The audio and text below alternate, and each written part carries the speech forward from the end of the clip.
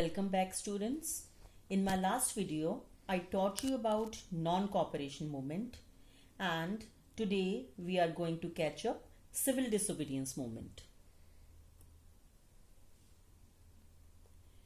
Towards civil disobedience. You have learned earlier that in February 1922, non-cooperation movement was withdrawn, and within the Congress, some leaders wanted to participate in elections. For that matter, a Swaraj party was formed by Motilal Nehru and C.R. Das, that is Chittaranjan Das. These leaders, they felt that it was important to oppose British policies by remaining in the councils, means by contesting elections, becoming the part of provincial council and fighting from within the councils, argue for reforms and also to show that these councils were not democratic. But younger leaders like Subhash Chandra Bose and Jawaharlal Nehru, they wanted radical agitation and complete independence.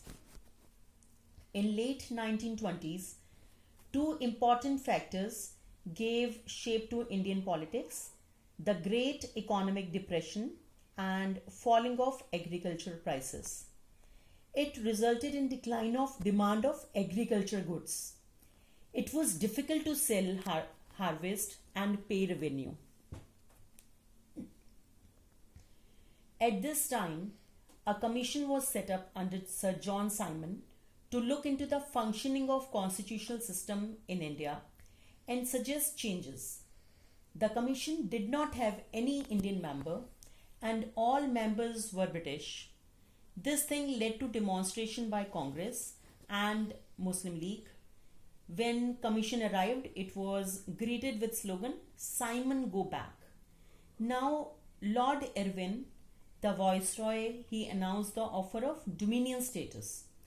Dominion status means little autonomy will be given, but under the British rule only. Indian leaders were not satisfied with this. In December 1929, in Lahore session of Congress, under presidency of Jawaharlal Nehru, demand of Purna Swaraj, meaning complete independence, was put forward. It was declared that 26 January 1930 would be celebrated as Independence Day. On 31st January 1930, Gandhiji sent a letter to Lord Irwin stating his 11 demands. The main demand was to abolish tax on salt. Salt was something which was consumed by both rich and poor and was most essential food item. It was a powerful symbol that could unite nation. Mahatma's letter was more of an ultimatum kind. When Irwin did not negotiate, Gandhi started his famous Salt March, accompanied by his 78 followers. The march started from his Sabarmati ashram and ended in Dandi, which was a sea coast. The march was over 240 miles and volunteers walked for around 24 days.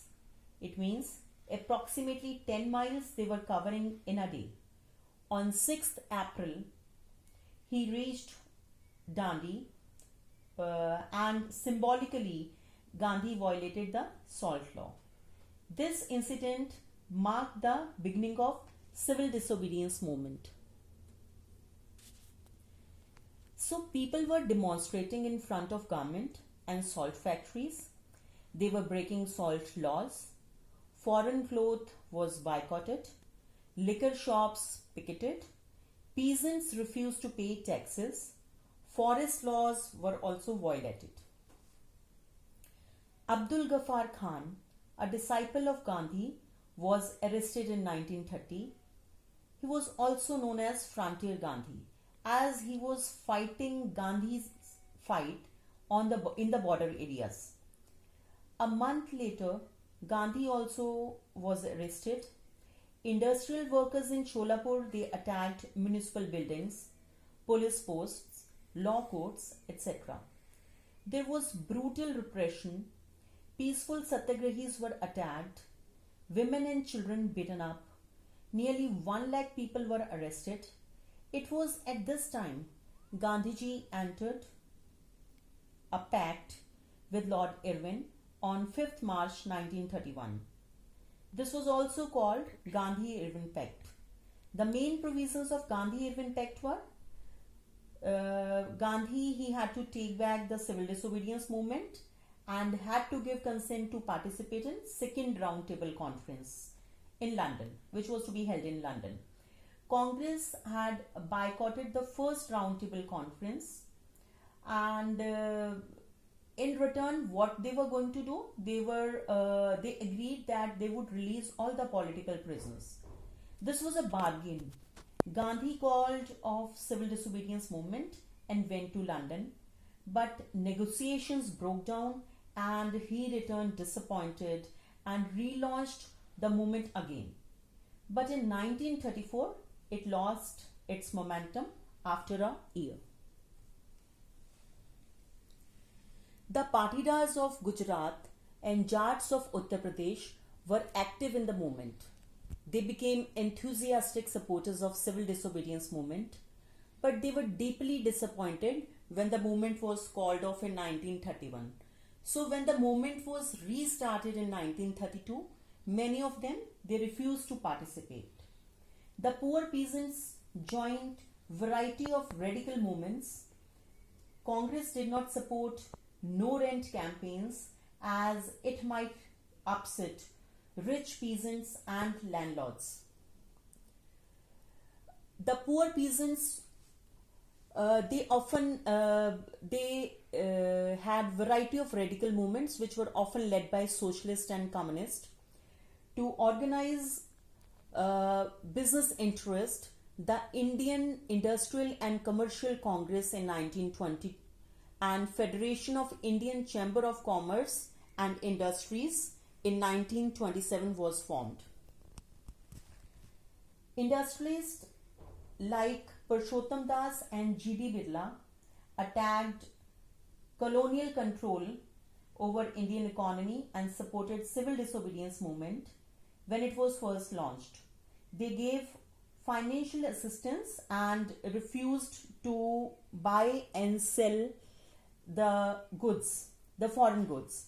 But after the failure of second roundtable conference, business groups were afraid of spread of militant activities and disruption of business. Women participated on large scale in Salt March, picketed foreign cloth and liquor shops, but no important position was given to any women in Congress. According to Gandhiji, it was duty of women to look after home and be good mothers and wives. Limits of civil disobedience. For a long time, Congress ignored Dalits as they don't want to offend high caste Hindus.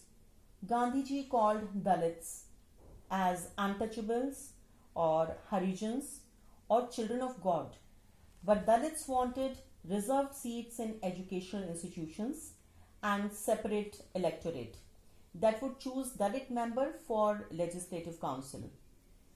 Dalit participation in civil disobedience movement was limited. B.R. Ambedkar, he organized a depressed class association in 1930. He clashed with Gandhi in second roundtable conference as he was demanding a separate electorate for Dalits, and Mahatma was against it. Now this is the same second roundtable conference for which Gandhi went to London, and there he came empty-handed. There were no negotiations because this person Ambedkar, he was demanding a separate electorate for Dalits, and Mahatma thought that this is going to slow down the process of integration of society. After he came to India, he started a fast unto death. Later, Ambedkar and Gandhi entered in a Pune Pact in September 1932. This pact gave depressed class, later known to be as scheduled caste, reserved seats in provincial and central legislature council, but they were to be voted in the general electorate only. Now the question arises, why Muslim participation became limited in civil disobedience movement? Why they did not respond to the call of civil disobedience? See, Congress was more visibly associated with Hindu religious groups like Hindu Mahasabha. That was the reason. There were communal clashes within many cities. Number three, some Muslim leaders, they demanded separate electorates also. Muslims being minority were unsecure.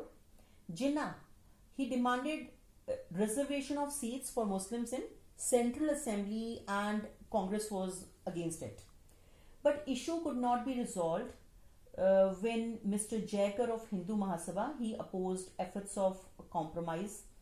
There was atmosphere of distrust and suspicion between the communities.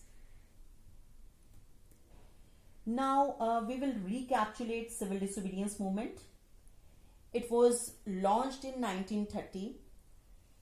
Now who participated? The movement was supported by rich peasants and businessmen as they were hard hit by the Great Depression of 1929. Women participated on large scale. Who did not participate? Muslims did not participate in this movement. Industrial workers, they also did not participate, as industrialists were supporting civil disobedience movement and Congress was reluctant to include workers' demand. Now, this movement began with Salt March, boycott of foreign goods, picketing of liquor shops by violating forest laws, and it ended with the Gandhi-Irwin Pact in 1931. Second roundtable conference was there, and after that, when he came back empty-handed, this movement was relaunched in 1932 and again ended in 1934. So this was civil disobedience movement. Now in my next video, I will discuss the sense of collective belongingness. Keep learning and take care till we meet again.